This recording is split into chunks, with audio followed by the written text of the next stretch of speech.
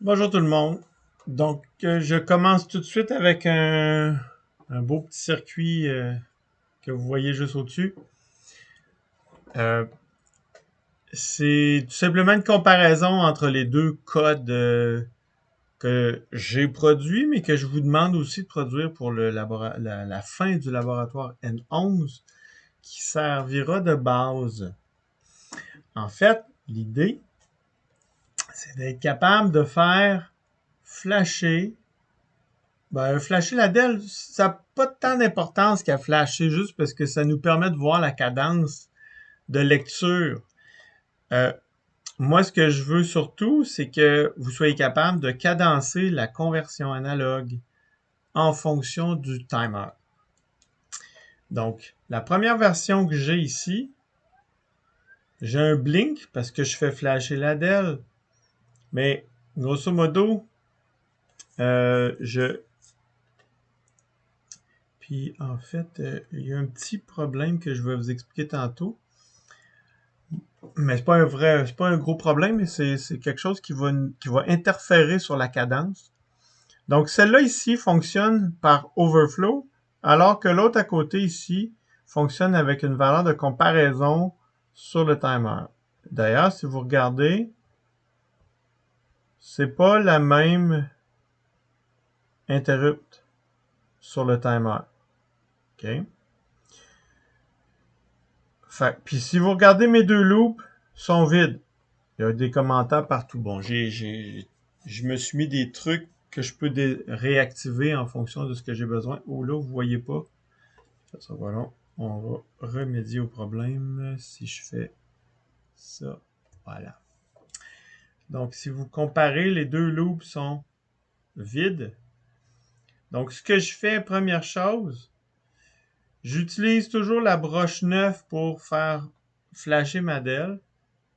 C'est pas nécessaire, mais c'est utile pour l'avoir au moins, tu sais. Puis, j'utilise toujours mes deux fonctions de setup, une pour le timer, une pour l'ADC. Éventuellement, on verra comment faire pour les intégrer dans une librairie.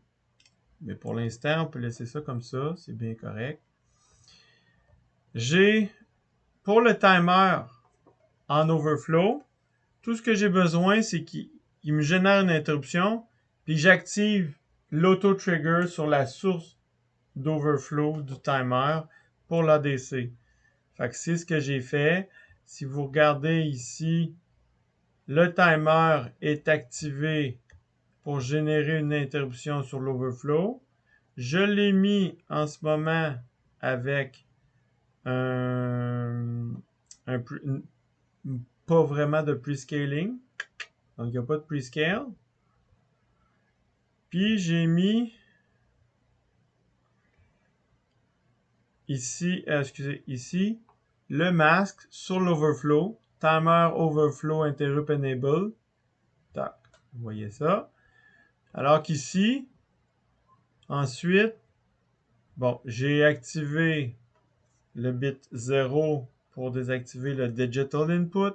Si vous voulez avoir plus d'informations là-dessus, vous pouvez aller lire la fiche technique là-dessus ou écouter mon vidéo supplémentaire que j'ai faite sur les différents registres du timer et de l'ADC. OK? Le MUX, bien évidemment, il est branché sur l'ADC 0. J'ai aussi mis la référence de tension pour la conversion sur le analogue VCC, donc 0,1 ici. Ensuite de ça, j'active l'ADC, donc le bit 7 est à 1. Je mets l'auto-trigger, donc le bit 5 est à 1. Puis, l'interrupt flag, on s'en fout, parce que c'est pas nous qui le gérons, c'est l'ADC qui va le mettre à 1. Nous, en tout cas, on n'a pas besoin de le gérer. On va utiliser de façon indirecte parce que le processeur va voir le flag. Et on active les interruptions euh, sur le bit 3. Donc le bit 3, on le voit bien ici. Puis la vitesse de conversion, je l'ai mis à 0,11. C'est ça. Donc je l'ai mis avec un facteur de division 8. Ça veut dire que je vais un peu plus lentement que la vitesse max pour avoir une capacité de conversion un peu plus précise, mais pas trop parce que pas trop rapide, pas trop lente et pas trop rapide non plus. Trop lente, ça serait problématique parce que ça prendrait trop de temps avant ma prochaine interruption sur le timer. Puis trop rapide, je perds la précision. Fait que c'est un compromis entre les deux. Ça va nous permettre d'ajuster les choses. Ensuite, je mets le trigger. Vous voyez ici, les bits 2 à 0, c'est le trigger source. Je l'ai mis en automatique auto-trigger. Donc, c'est quoi le trigger? C'est quoi le déclenchement de la conversion? Qu'est-ce qui lance la conversion? Est-ce que c'est moi qui le fais de façon logicielle en disant lance une conversion avec un analog read? Ou ça se fait automatiquement avec une cadence de quelque chose? Je peux setuper le timer 1 overflow comme étant le trigger source. C'est ce que je fais ici. Je l'ai mis à 110. Donc, celui-là, il est mis sur le trigger source du overflow sur le timer.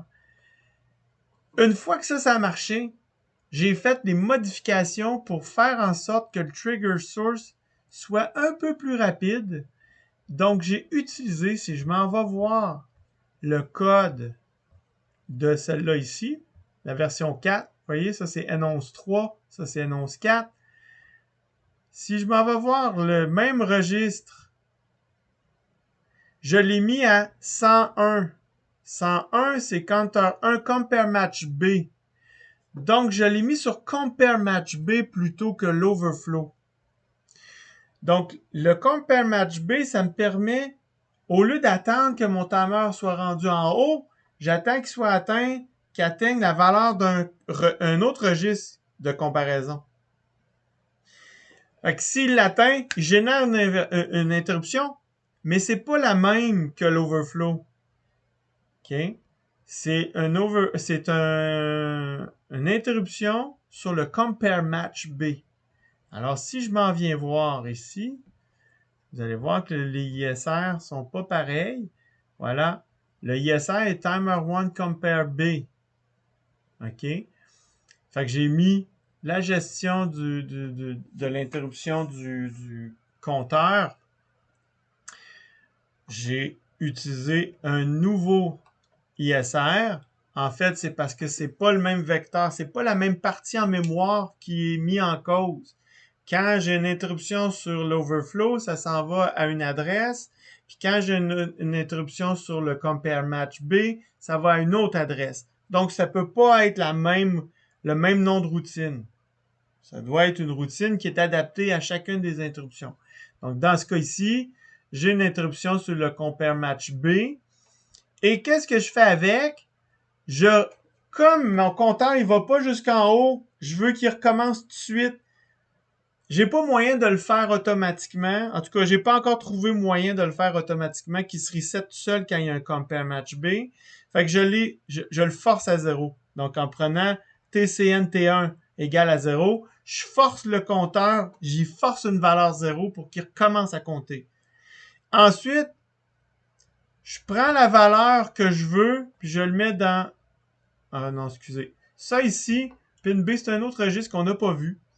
Pin B, c'est le registre qui nous permet de faire un toggle sur une broche des ports de sortie.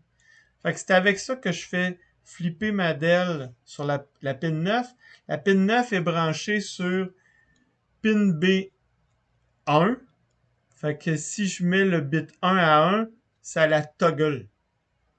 Si vous pourrez aller chercher l'information, ça c'est une autre façon de faire toggler ma DEL. Ça prend moins de lignes, finalement. Fait qu'à chaque fois que j'ai mon ISR, ici, je fais toggler ma DEL. Puis, à chaque fois que j'ai une conversion terminée, je prends la valeur qui a été convertie de l'ADC, puis je le mets dans l'output,